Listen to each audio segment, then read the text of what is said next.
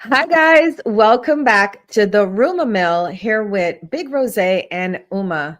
Hey babe, Hello, everybody. How you doing, babe? What's going on?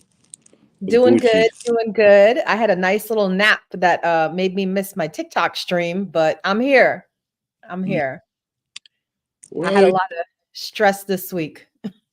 I was just about to ask you how was your week, but I already know because I live here. But anyway, I hope everybody's having a good week.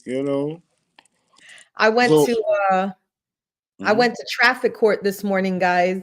So I was stressed all week. Rosé was having fun with me, laughing about. She told us she go to jail. Yeah, I was like, I felt like a gangster this week. I was like, oh man, I got traffic court. I got to go and see a judge and be in a courtroom. I was sweating. Thankfully, I pleaded my case. I did not get points, did not get any um fees or anything. I got a warning, and I am very, very happy about that. So Uma is going back to being the good girl. I wish we had So a clap it up machine to clap that up. so this week, the DNC, that was going on.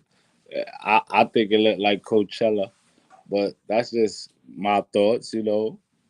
I see it. All right, so here we go. The DNC was Coachella instead of a convention. Names like Beyonce, Taylor Swift, Stevie Wonder, Kerry Washington, Little John, Obama, Bernie Sanders, Bill and Hillary Clinton, Oprah. The usual suspects was there. Running that same power eye. We're gonna have a little party for y'all and get y'all to vote. Like, why I want people to just sit back and watch it. Not like you black, not like you white, not like you any race. Just watch it like you just came to America and look at that. Does that portray or display anything serious? And then what all they was talking about was like Trump. All they was talking about was Trump. I still ain't like learned no real agenda for what Kamala. That's how you say her name. I learned how Yeah. to say her. I learned how to say her name at the DNC because her nieces was there teach people how to say her name. That doesn't have anything to do with the country. But back to what I'm saying. So that's my whole gist of it. Like, what's going on here? Like, what's going on with this What's DNC? what's going on? What's going on? You know, I'm kind of torn. I'm kind of torn. Let's start from the beginning. The beginning is that I was not happy when we had Biden versus Trump, you know, and me being an independent voter, I kind of vote Republican, vote Democrat, depending on the year and what's being offered. And me being an independent voter, I always kind of look at both parties' platforms, and I wasn't happy with Biden or Trump. So when Biden dropped out and Kamala came into play, I should be happy because as a woman, I am very ready to see a female president in power. However, I think unlike a lot of my female counterparts, I'm going to say that I'm kind of hesitant to trust Kamala as the next president. I really am. And like you said, all it's been like a daily concert over there at the Kamala camp The with D. just a lot of, high hitting um celebrities and whatnot, Mr. Perfect watching live said she's the wrong woman. And if it would if Michelle Obama had went up, I would have been a little bit more excited. So, Michael? Oh, my bad. You know Listen, what? Allegedly. I'm joking. I'm joking. Listen, And I don't want to get my YouTube channel banned because let me tell y'all right now, it's not. my YouTube channel is popping. It's not going to get for that. But like I said, I just want to know what's the agenda. I be asking all my mother, all my family members that's so caught into politics. I ask them, what's the agenda for the black people or the Indian people? What's the agenda? What's the agenda for the people that Kamala, that's how you say it, that Kamala is pushing? I don't see nothing but Trump jabs, snapping fingers. Um, Like like what? Trump, Okay, anybody who's watched it, because I'm gonna be honest, I didn't watch it. Has anybody seen? I think what Rosé's asking is, has anybody seen anything of substance? Have you seen anything of substance in this DNC? And I'm hoping somebody who's watching live or on the recording said, yeah, there's something of substance there. Nope, nope, nope. Yep, getting a lot of no's.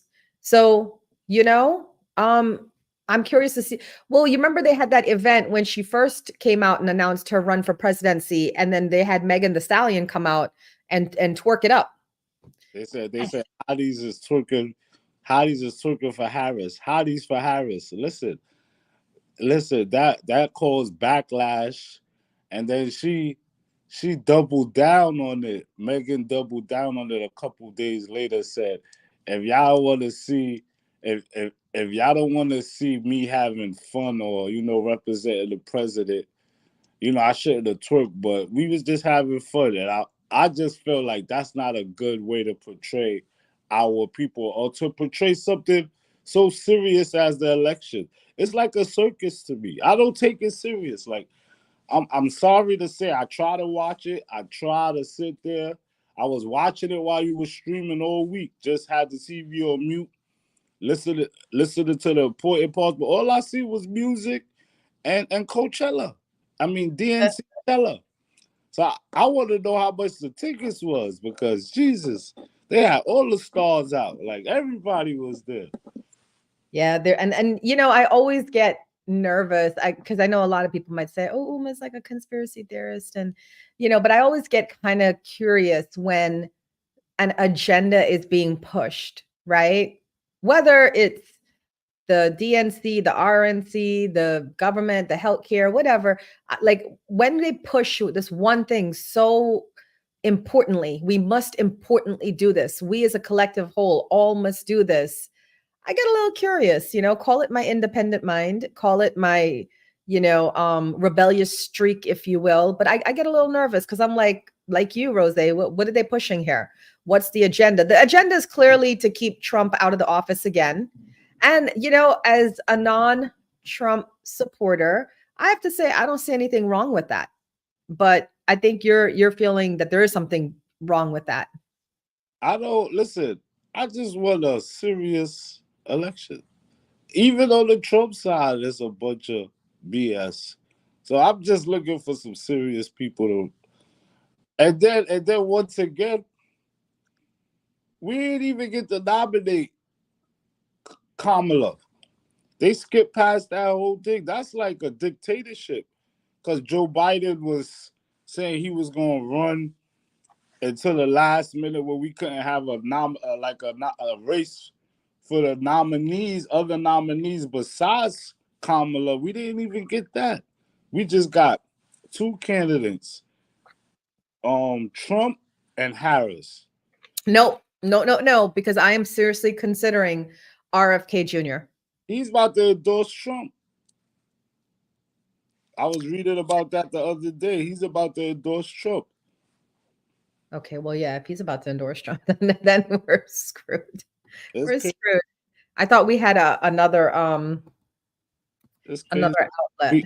We had a scandal reenactment. They had Kerry Washington. Oh, he did. He suspended his presidential run. Oh no.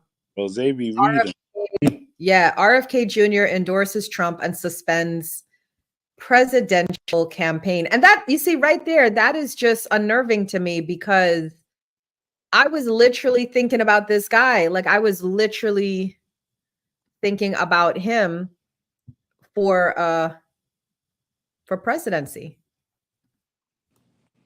Wow. Listen, man. It's like the world is scripted when it comes to stuff like that. That's how I feel. Because I actually went to his platform on his website and I was looking at the things he was standing up for. And he really had some good points and good things. And this is kind of really upsetting. I'm literally finding this out, guys, in real time, that RFK Jr. suspended his campaign. and through his support behind the GOP nominee, Donald Trump. And he just did this on Friday. Yeah, because I seen it 2 days ago. I think it was. He did Today, that because I think I read about that Wednesday when I was reading, trying to get some topics for this podcast. I was reading and it was saying I was looking at to see why they didn't have other people running. Like, you understand? To see why they yeah. had people to get nominated. And then I was like, oh, they got RFK.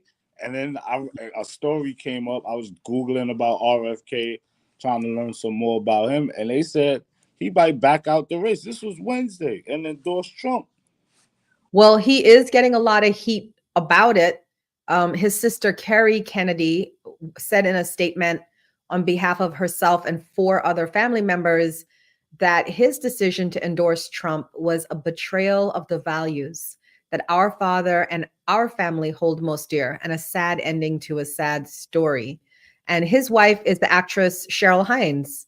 I think, isn't she from with Larry, Curb Your Enthusiasm? Is that isn't that Cheryl Hines? I know her as Cheryl. I don't know her last name, but Yep, that's her. That's his wife. RFK. RFK, his wife, actress Cheryl Hines, thanked volunteers for their work on the campaign, saying they accomplished feats that were said to be impossible. But Kennedy acknowledged Friday that his wife was not pleased with his decision. He said, I am so grateful to my always amazing wife, Cheryl, for her unconditional love as I made a political decision with which she is very uncomfortable. I wish this also for the country, love and unity, even in the face of disagreement. You know what I think? I think that he terminated his campaign because he saw Kamala enter the race. I think he thought he had a chance if it was Biden Trump. And then when he realized Kamala, because Kamala came in like a wrecking ball. How many millions she raised in 24 hours? They said she raised $500 million so far, and like probably a little more, closer to $1 billion. But since she put her foot in the race, she raised about $500 million. I think the first 48 hours she raised about 25 to 27 million dollars, I believe.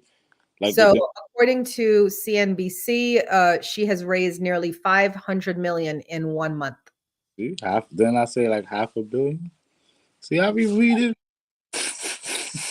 I be on it. I tell you, it's that like my brain is like the jaw marbles. You know, you want the red the red marbles at the middle, but it's a bunch of green marbles. But if you start talking, it just take out the green marbles, and I could grab the red. Well, If you, she's kind of doubled Trump's committees because they raised, to be exact, the Harris campaign has raised 516 million, and Trump's campaign committee raised 268 million.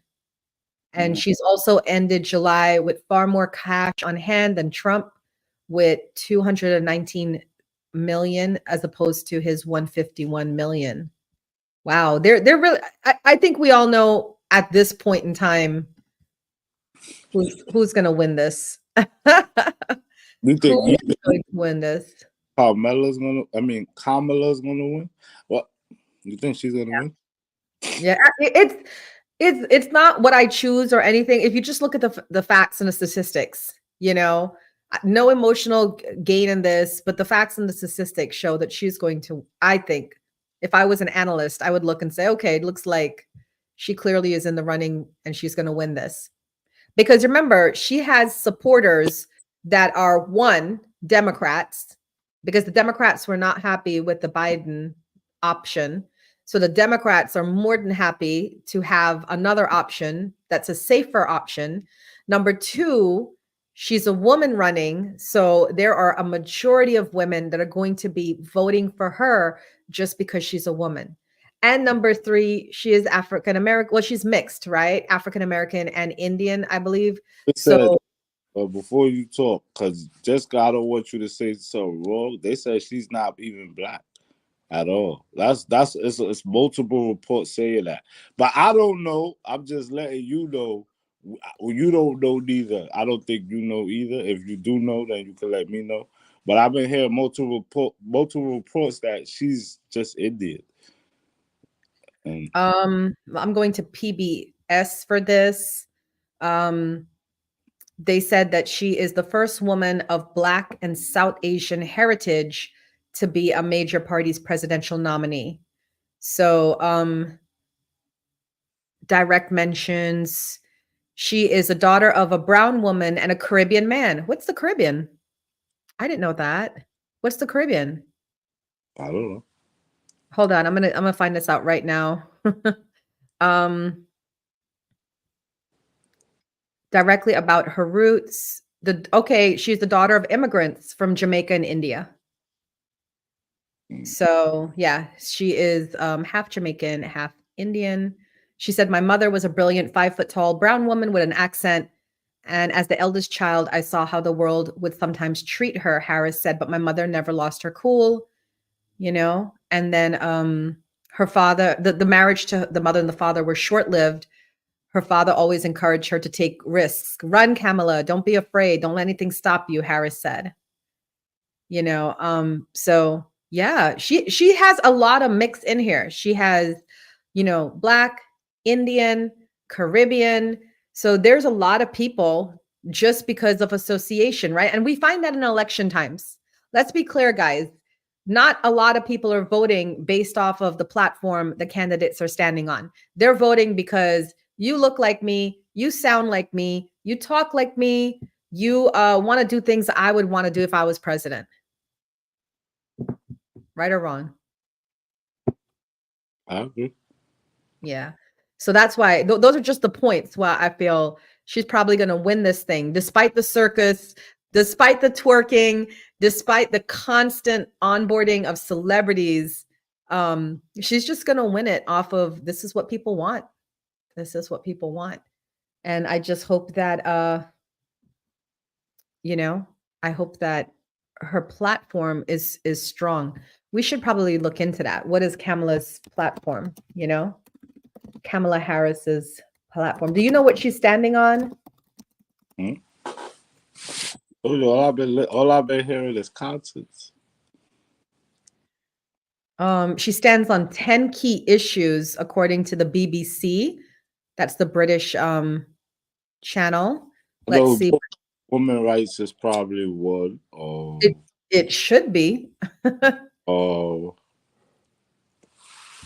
Immigration, right? So she would bring back the bipartisan border security bill that Trump killed, and she will sign it into law. So that's one.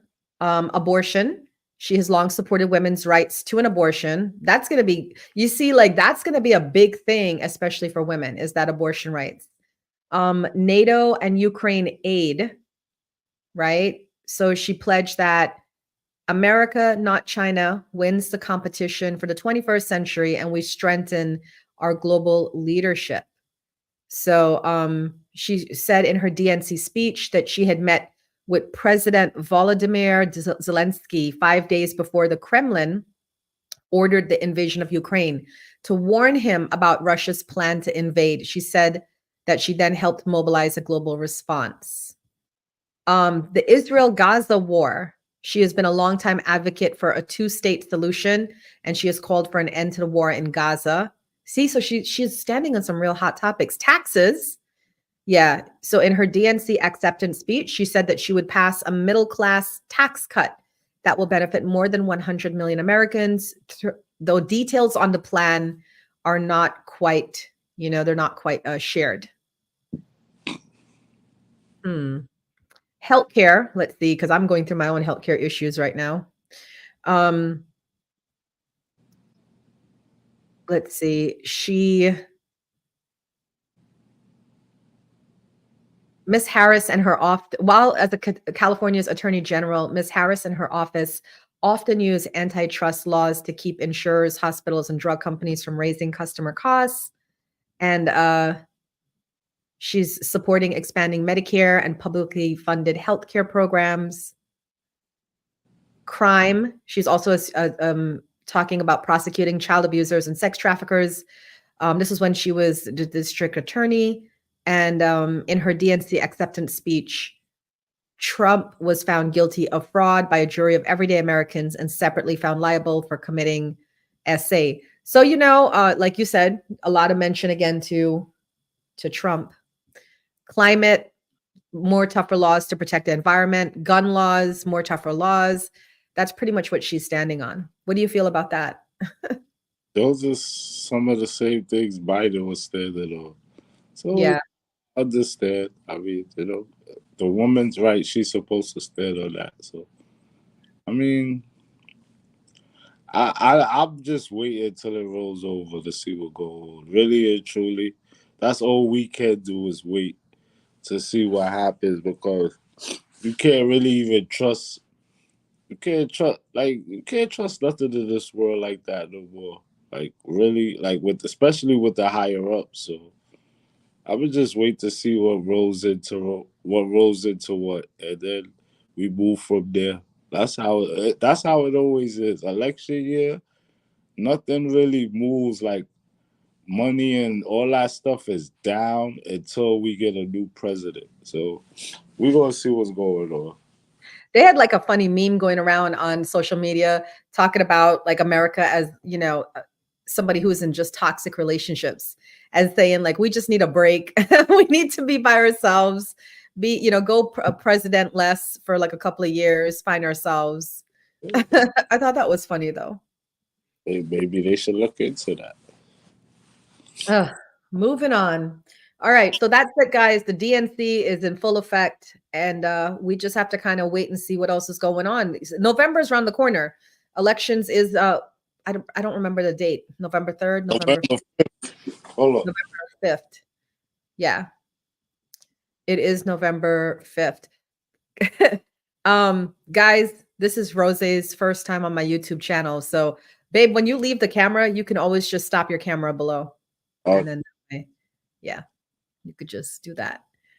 But this is his first time. And this is our first time actually streaming to YouTube while we do this show. This show we usually do on the Meetme app together as live streamers. And we're streaming here now as well. Hey Tobin, what's up? We're doing the RUMA Mill. All right. So moving on to the next news. We had a bit of stir in the Virginia neighborhoods.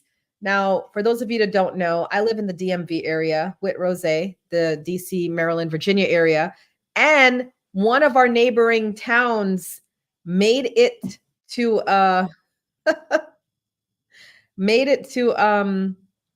CNN news.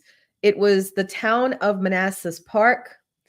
There is a missing Virginia mom. She's 28 years old. She's been missing for 3 weeks. And just yesterday, the husband was taken into custody. The husband of the missing Virginia mom is accused of killing her in their home and then dragging her body outside, court documents show. The husband of Mamta Kafel-Bat, a 20-year-old missing Virginia mother for over 3 weeks, is accused of killing her inside their home and dragging her body outside, court documents obtained by CNN affiliate WJLA show. Naresh Bat faces a felony charge of prohibition against concealment of a body, according to court records. He was taken away in handcuffs Thursday, which was yesterday, after authorities conducted a search warrant on the couple's home. Get this, Bat was in court Friday morning for arraignment. Now, I had to go to court today, guys. I had to go to traffic court. And when I got there, I was at the same courthouse he was taken to. They had cameras, like a whole bunch of cameras out there and TV vans and all of that. And I was like, what is going on? Right. Mm-hmm. And then when I get into the courthouse and I go to, traffic court, I was sitting there and one of the court women were walking by and I asked her, I was like, what's going on outside? And she said, yeah, that husband of that missing Virginia woman was here this morning. And she said it was a madhouse. They had news reporters, channels. He was arraigned this morning. And yeah, all of that went down. But it's really, we all know, like, I know a lot of you guys are thinking, well, there's a lot of people that go missing, but this is something big in my neighborhood because I knew about it before it became national news because I'm on Facebook, and like, I don't know if you guys do this, but you join the city groups of your neighborhoods or the neighboring towns, and you watch what's going on in your neighborhood. And I remember about 3 weeks ago, no, 2 weeks ago, because she was missing for a week before the husband reported her missing. She was missing for a week before the husband reported her missing. So once he reported her missing, then they had a search party for her. And I was thinking about joining the search party because, she's 28. She had like a baby that's her daughter's less than a year old. And I wasn't sure what happened. And they were calling for volunteers to go out at night, to go out during the day and do a search party. And it was right around our area. I was like thinking, let me go and check for this lady. But even then, 2.5 weeks ago, there was concerns about the husband because people were saying like the way he was answering questions, like apparently he took a week to report his wife was missing, right? And then he went on Facebook and changed his status to single. And then, people noticed that, and then he changed it back. So my curious question about this is the news said that he killed her, he unalived her. Sorry, guys. Sorry, YouTube. He unalived her in the house and then dragged her body outside to bury her. How do they know this? How do they know this if they don't have the body? They just fishing.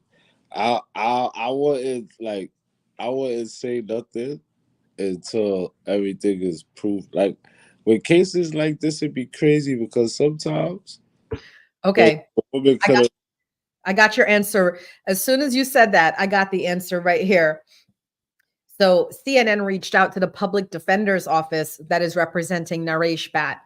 And they said there was evidence in the residence indicating the body was inside the residence and then dragged out of the residence.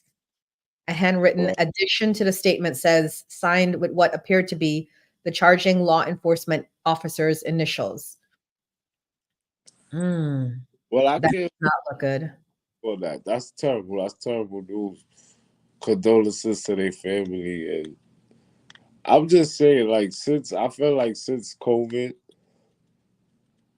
people don't know how to deal with people no more. Like, honestly, like this is a case that I hear all the time, not just in Manassas, everywhere in the world. Yeah. It's like people is, I don't know if it's the struggle or if it's like, I don't know what it is, but a lot of people is like, as woman being a woman killing woman, men killing men. I'm talking about in domestic relationships. And then there's men killing woman killing men. Unaliving. They're unaliving. It's just a lot of that going on right now. And it's But just what's interesting about this is it's amazing to me that people still feel in this day and age with all this technology that they can do something and get away with it. Because I just want to share a little bit about this case. Like, look how much evidence is already against this person, right? They said this is all like from them uncovering stuff. Investigators say Bhatt made a number of inconsistent statements about his wife's whereabouts, claimed she destroyed her own cell phone before disappearing. Investigators say Bhatt was seen at a Walmart on July 30th buying a pack of 3 knives, 2 of which were unaccounted for after the search warrant. A day later, he was seen at another Walmart location buying cleaning supplies. Investigators found what appeared to be blood pooling and blood splatter in the home's main bedroom, so they're probably using forensics for that. The bed appeared to be moved, right? Blocking a closet. Light pink stains were found on bedroom carpeting after the bed was removed, and pools of blood were found in the bathroom as if something was dragged across the floor, along with blood pooling on the shower floor. So when investigators removed the bathtub, they saw what they believed to be blood in the caulking of the bathtub. A number of cleaning supplies that he purchased were also found in the home, which appeared to be in a disarray. Details reveal that the arraignment Additionally, Bat sold his Tesla on August 19th, and the house appeared to be packed up with a suitcase ready, missing items from hangars and passports available upon entry into the home. So That's you yeah, that's like Ray Caruth. Remember how they Ray Caruth hiding behind the tree? That's like the way he did. Like he just gave himself up. Like God, well, listen, I don't wish nobody to be unalive, but if you're gonna do the unalive, like you gotta move a little better than that. I'm just speaking from another perspective. You understand? Like that's terrible. I've been watching Breaking Bad, and even when they was building up their little lab, they didn't go for the stuff, and it was all kind of materials and stuff. They didn't go for the stuff. He's like Ray Caruth. If you Google Ray Caruth murdered some people, and unalive, they unalive some people, and then they found him behind a tree, like this.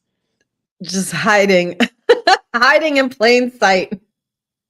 Yeah, so Yeah, this is wild. The fact that it made it to the CNN news and stuff, and this is literally like close to our hometown, right? Like, because this is Manassas Park City of Manassas. I'm just in shock right now. And like I said, hey, Mr. Six, like I said, people that are thinking of unaliving people in this day and age, I mean, clearly, I'm going to tell you, don't do it.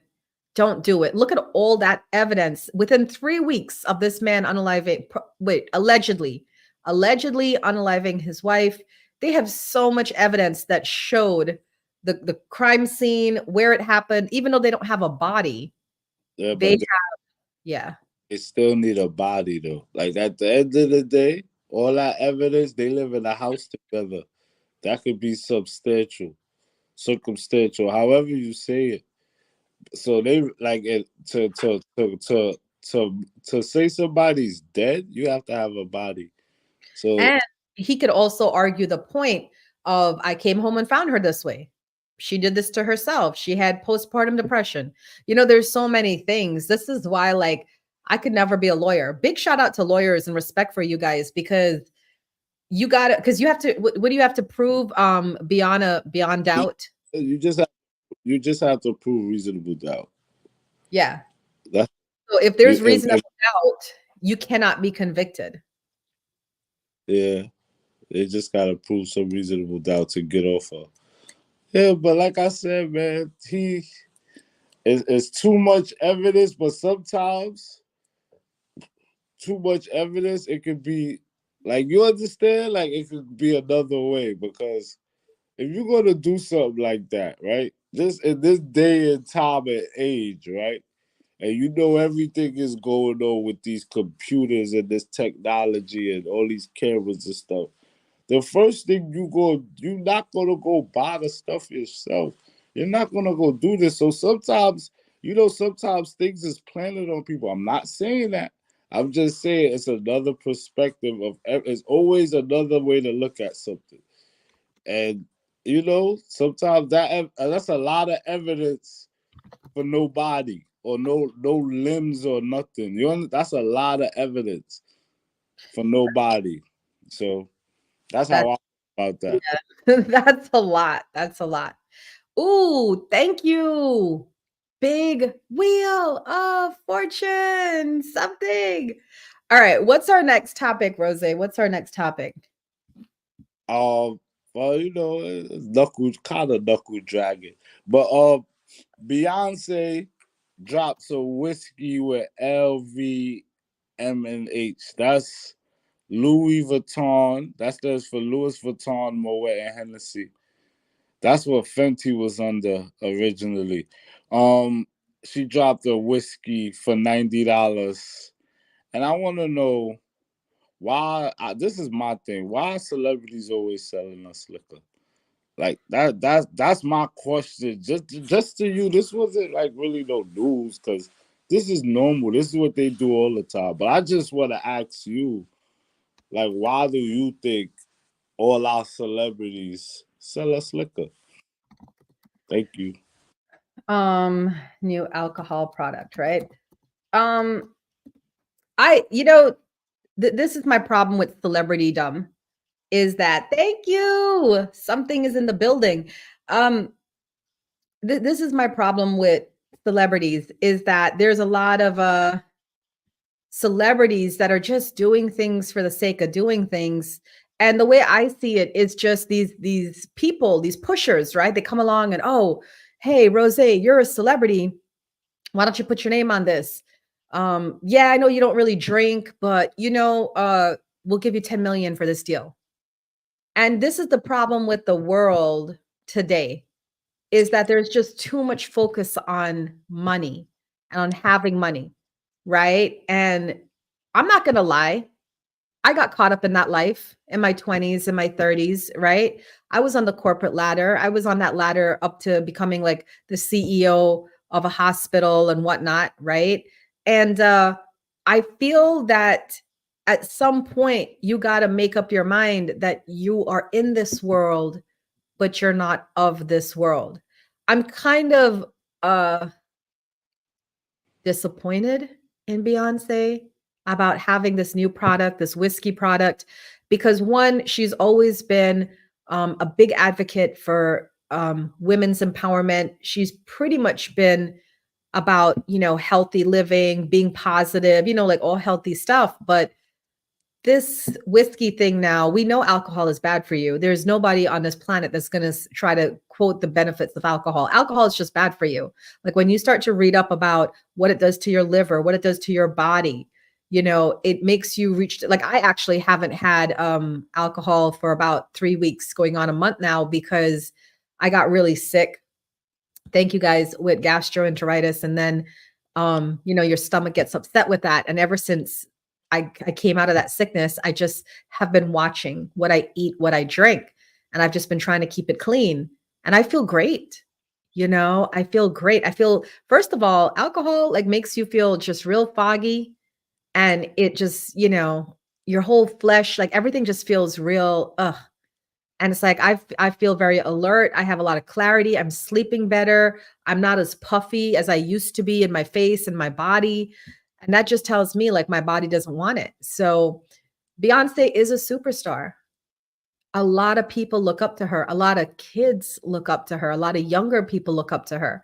And I really wish these people with these super, super celebritydom would do healthy things. Now that's coming from me, a healer, right? Because, I own a metaphysical wellness center and, I'm always going to look at how could you be of service to the community.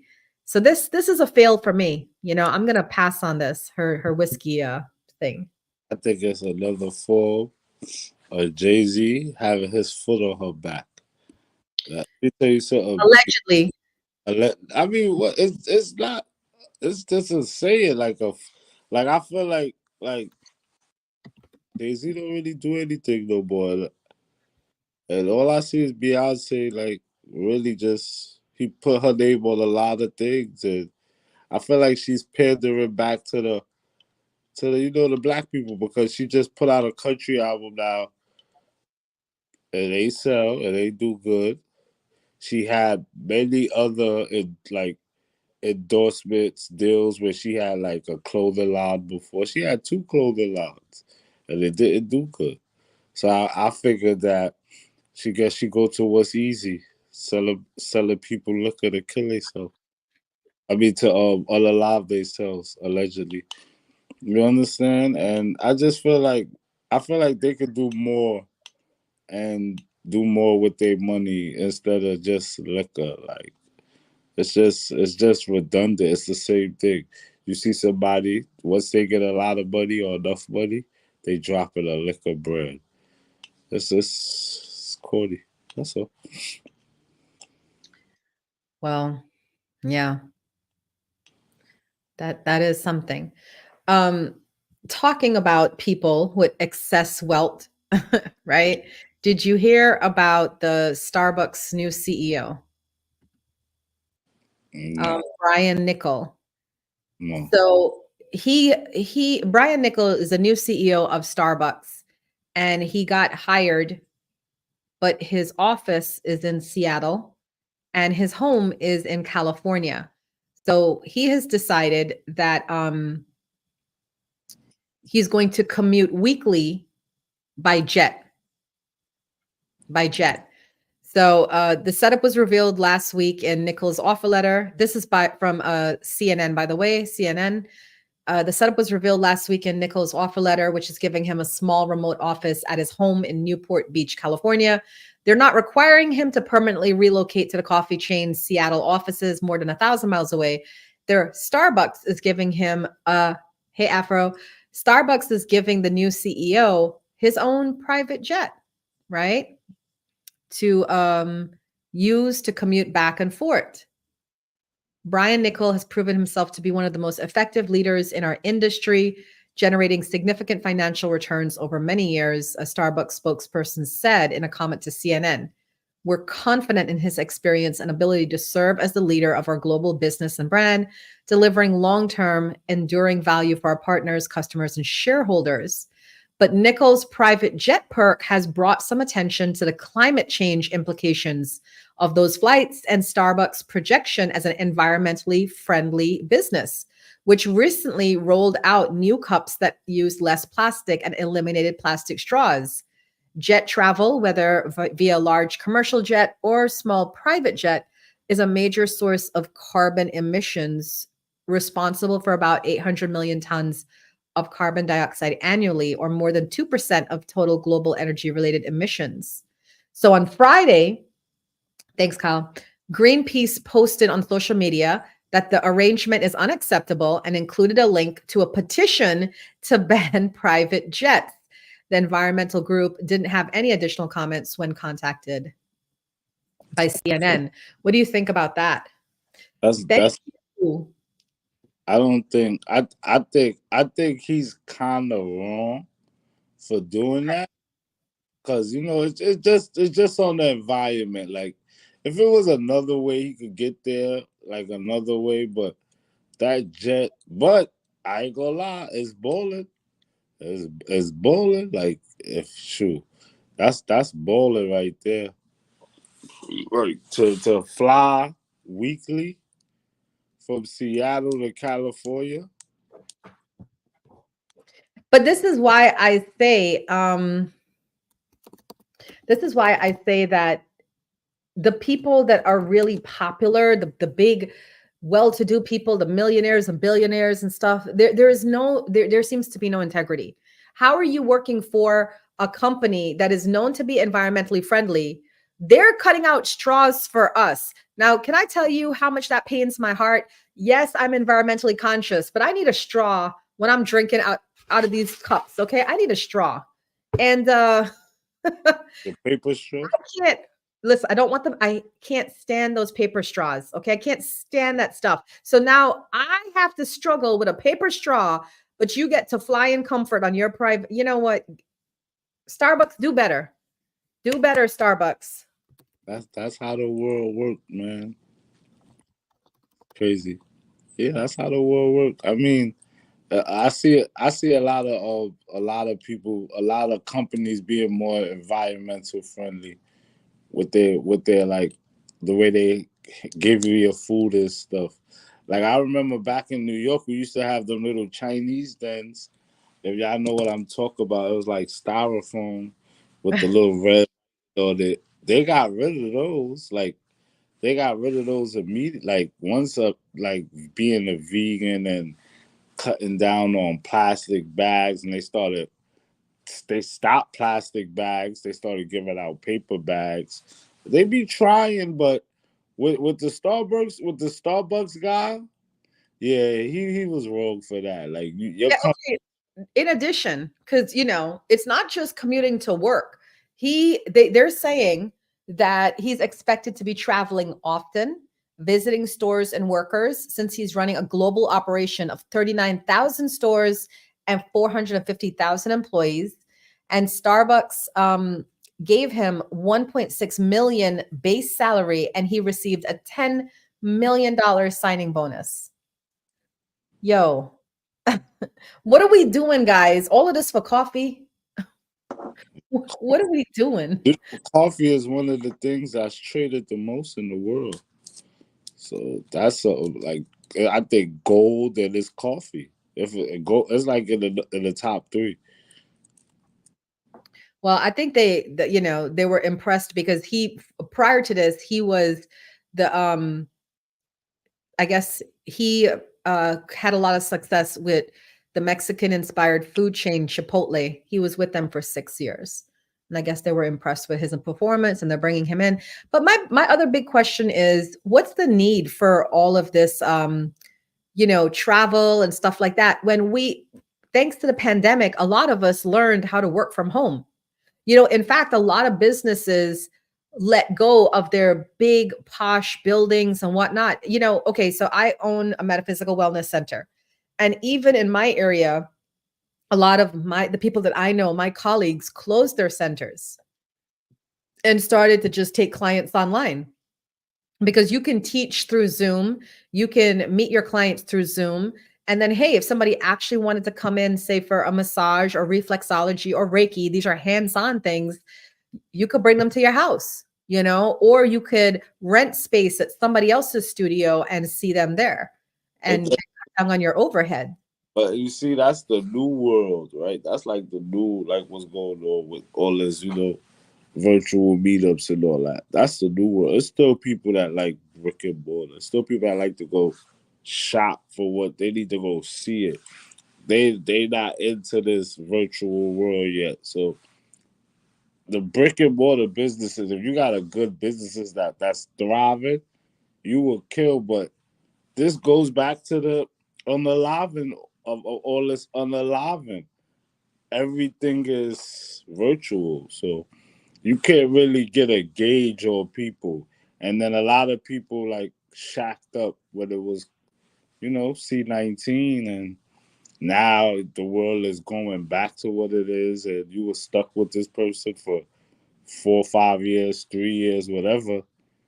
And now it's like y'all was just with each other because y'all was stuck. Because it's just so every morning I listen to this podcast and he gives you news what's going on all around the world. And all I see is domestic violence on LGBTQ and heterosexual people.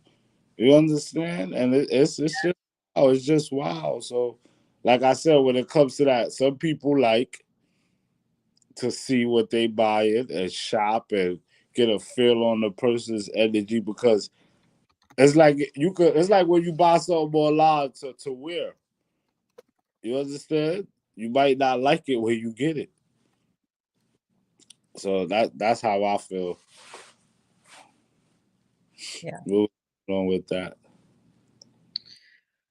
Well, let's switch over to some entertainment news. Bring a little bit of light energy Uma in just pick topics. Let's go. Okay, I'm here. after all of that. Yeah, because it gets a little heavy. I get, guys, if you don't know me, I get really frustrated with this money hungry world we live in. I'm in the metaphysical spiritual realm.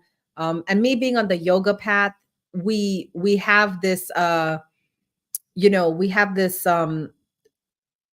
this principle we live by. We have like the yamas and niyamas, which are like the 10 yogic principles.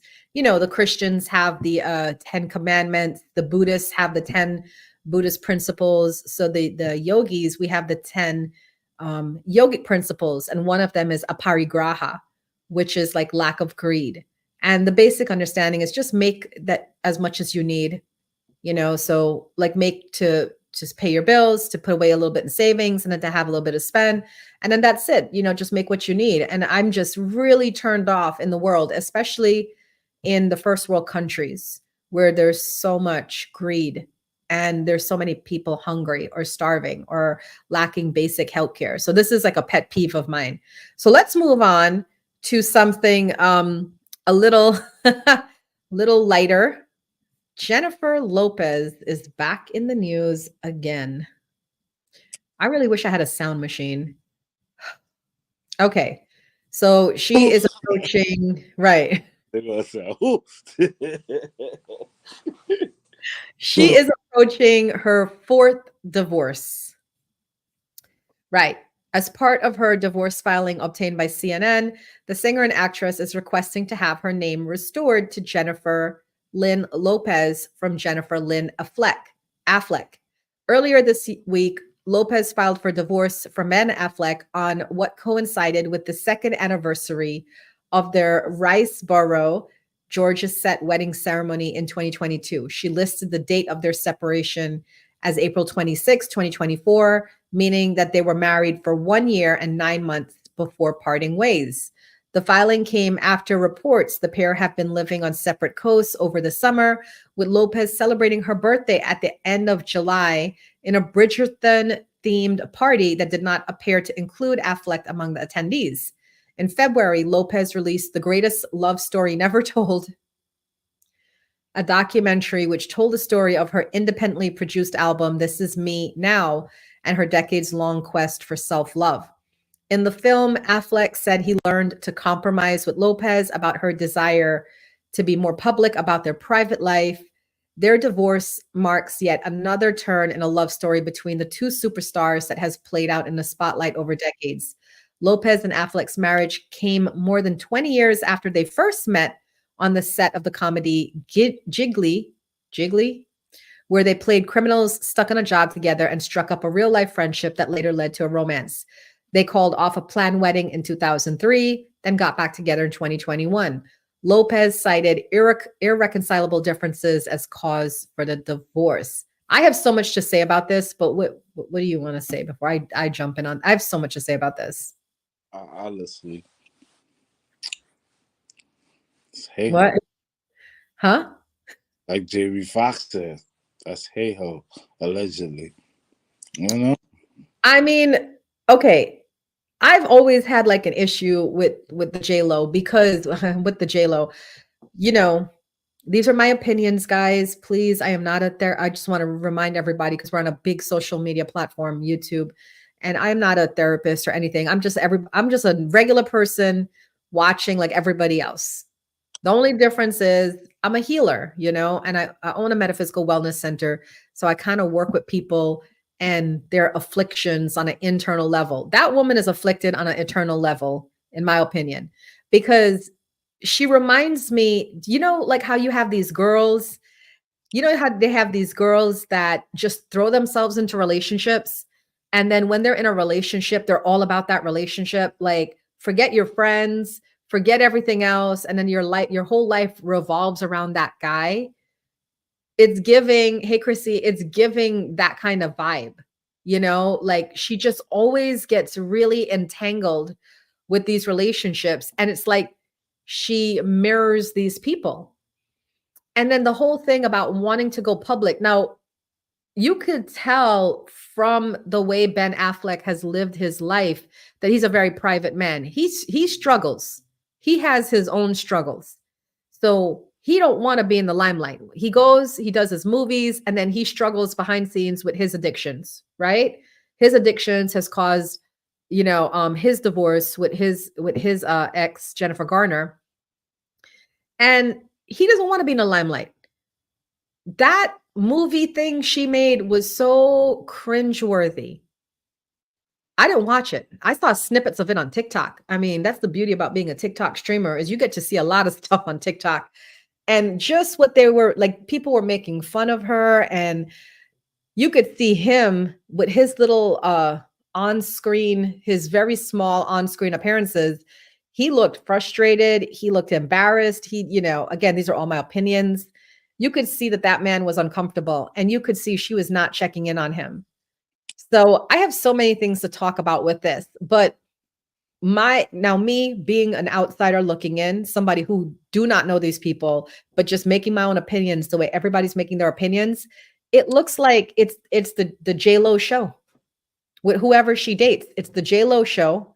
And that's why I think some of these men get sick of her and they end up cheating on her, leaving her, because we know P. Diddy cheated on her. There were alleged reports of him cheating on her while she was in the house. I think, because you brought him up, I wasn't going to say nothing. I think the Diddy allegations may have something to do with J Lo and Ben breaking up. I think because allegedly because J Lo was with Diddy in his rise to fame, and then she got caught up in that shooting in New York. I remember I was a kid. I know the person father who actually was in that altercation. So What do you mean? in that altercation with Sean and Diddy and J Lo in like '99 when Sean did 10 years Yeah. at in a club. So basically they said Diddy got when Diddy house was raided, they found like 350 tapes. And they might have I'm saying J Lo was with Diddy for a while. They may have something more tape, allegedly. You understand? And all this is just funny how all this stuff is coming up when Diddy is going down. And Diddy has pieces to do with a lot of these people that's taking losses in the industry right now. That's all. So, I'm hearing it, but I'm kind of like trying to figure out how that fits in together, right? So, are you saying that like in your opinion, it's Ben Affleck leaving her because of the Diddy allegations, or It, I'm saying, in my opinion, it could be just you understand. It could be something that came up in them tapes. It could be that too, besides the other stuff that you said. But a lot of things Diddy. They said Diddy been taping people for 15 years. that's kind of like that. Remember when we watched that documentary about You have Hugh to, Hefner? Yep.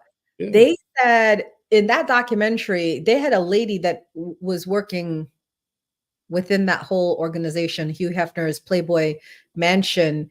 And she said, what did she say on the tape? That it was something like there was instructions about how to dispose of all the tapes upon, or not dispose it, like it was put away for safekeeping or whatever, so to make sure that people kept their silence.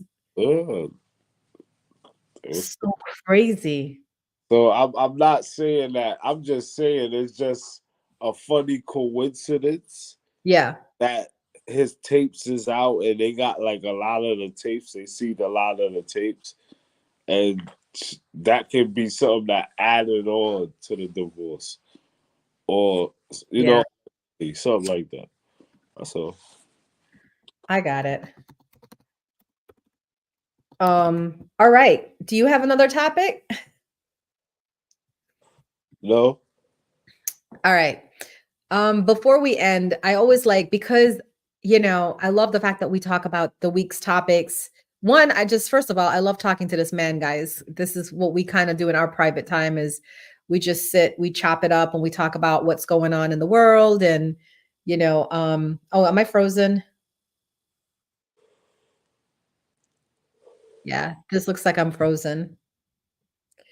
Can you guys still hear me? I don't know if they can still hear me. I can hear you. Yeah, I know you can hear me. But sometimes this I don't think I hear you in the Meetme because you like you frozen here too. yeah, I'm frozen everywhere. So I wanted to start like bringing to the show at least one topic, it being about like health and wellness or spirituality or something, because I want to give a platform more to what I do. And this week the topic is intermittent fasting. So I've been on this craze, guys, about doing intermittent fasting. I started doing the research on it like a couple of months ago, and I wanted to see if I could do it. And I've been doing it and it's actually working really well. So I just want to tell you guys a little bit about it and ask you guys to do your own research and see if it's something that you might want to look into. I clearly started intermittent fasting because I wanted to lose weight. But then when I found out the health benefits, there's so many health benefits that come from intermittent fasting that I think for those of you that have like any sort of health issues, of course, talk about it with your doctor first. But this might be a really easy way for you to kind of get your system back on track. So intermittent fasting is an eating plan that involves alternating between eating and fasting for a set period of time. The goal is to extend the time when your body burns fat instead of calories from your last meal. Some say that intermittent fasting can help with weight loss, reduce cravings, and improve health. By the way, I'm reading this to you guys from Google, from AI overview. This is not my own words. So there's a couple of different ways that you can do intermittent fasting. One is alternate day fasting, where you eat normally one day and then fast completely, or eat a small meal less than 500 calories the next day. I don't do that. You can do 5-2 fasting, which is eat normally 5 days a week and then fast for 2 days a week, eating no more than 500 calories on those 2 days. I do not do that. Or you can do time restricted eating, where you eat normally within a set window each day, such as eating all your meals between 10 a.m. and 6 p.m. and then fasting 16 hours. That's the one that I actually do. I do the 16-8, where I fast for 16 hours and I eat within an 8-hour window. My 8-hour window is usually like 1 to 8. No, what's the 8-hour window? From 1, 2, 3, 4, 5, 6, 7, 8, 9. Yeah, 1 to 9 p.m. is usually the window that I eat in. 1 to 9 or 2 to 10 sometimes, or sometimes I eat as late as like 3 to 11. And I know people are like, oh, you shouldn't be eating that late at night. But, I tend to be now more a night owl because of my streaming schedule and whatnot. And then I don't eat like very heavy meals. Like if I do eat a heavy meal, it's usually that first meal that I have around 2, 3 o'clock in the afternoon. And then later on, it'll be like tea and fruits, or hummus and chips, something just really light, or a soup, something really light as my second meal of the day. But I just wanted to mention it here because I've been having some really good results with it. One thing that I noticed, and I always want to recommend before you start intermittent fasting or take any of this information I'm sharing, please check with your doctor, because intermittent fasting can be dangerous for some people. Like if you're, don't let children do it, pregnant, breastfeeding, people with diabetes, if you have to take certain medications, or if you have a history of eating disorders, this may not be for you. But what I've noticed is I've started to get used to being hungry. And I think, and this is where I wanted to ask you, Rosé, I still can't get into my screen. I'm going to have to shut my computer down. But do you agree that the world is like set up to, um, the world is set up to respond to your hunger cues? Like the minute people are hungry, the natural impulse is to eat, right? And with intermittent fasting, it taught me to be okay being hungry. That it's okay if your belly's growling and you're hungry and whatnot. Because I know in a couple of hours I'm gonna eat. And I know that after like 30 minutes, that's gonna die down and I'll be fine. I just drink water, or I'll have like herbal teas or something. So it teaches you like a lot of self-control, and it also lets you be okay with being hungry. So what are your thoughts about intermittent fasting? I mean, I feel like sometimes I probably intermittent fast and I don't even be doing it because Yeah, you I do. till like 12 in the after I drink tea. The first thing I do when I get up is probably drink 3 cups of tea. And then I'm listening to my pot. I'm getting myself together mentally to go do what I gotta do. I smoke my spliff and then I don't eat until I come back inside around lunchtime. So that's like, yeah, I probably don't eat from like 2 to like 10 either. So I probably doing it. I just never noticed it. Yeah. Yeah, And then I've noticed with you that you're okay being hungry, because yeah. you also have control about that. Like you'll see us cooking, me and the kids cooking, and even if you're hungry, you have that like ability to wait until it's time. Like there are some people who can't. They're just like, nah, I'm out. And Nah, you're 'cause I feel like if you wait or like it's a time where you like don't eat to be full. eat to be nourished, like so you can be good. Like I hate, like I might eat to be full in the nighttime because I want to go to sleep. But other than that, I try not to eat to be full. So basically, you just gotta take your time with it and try to try to learn how to be hungry. It's Yeah, it's a try good it's a good thing. Like because while you're not eating, your body is eating the fat off of your body is eating the fat, so it's basically just like rubbing off of you. So try That's kind not to. of like the idea behind intermittent fasting is that in your hunger, when there is a lack of like food coming in, then the body uses up the extra reserves in the body, is the idea behind it. So I don't know. I recommend it to people to look into to do your research about intermittent fasting. And if you do try it out, you guys know how to find me. I'm here every Friday at 9 p.m. Eastern with Rosé for the RUMA Mill. Come back and tell us. Come back on YouTube, come back on Meetme and tell us how you did and do you feel if intermittent fasting is for you. And tell me how y'all feel. Like if you watch the replay, tell me how y'all feel about the Coachella at DNC. Rosé is so not supportive of the DNC and the Coachella moments. Coachella. They had Little John with blonde hair. That was crazy. Hey, yo. All right, guys, this has been another beautiful wrap up of the RUMA Mill. I hope that you guys enjoy the show with me, Uma, and Big Rosé. We are going to be live on Friday nights, 9 p.m. Eastern Standard Time, here on the Meetme app and live on YouTube. So if you're catching the recording, thank you so much for watching. We do look forward to your comments and we do respond to them. And I just ask that for anybody watching on YouTube, even if you're watching for 2 minutes or 5 minutes or whatnot, please hit that like button, share with your friends. We do appreciate the support on social media. Rosé, anything you want to say to the people before we head on out? What I want to say.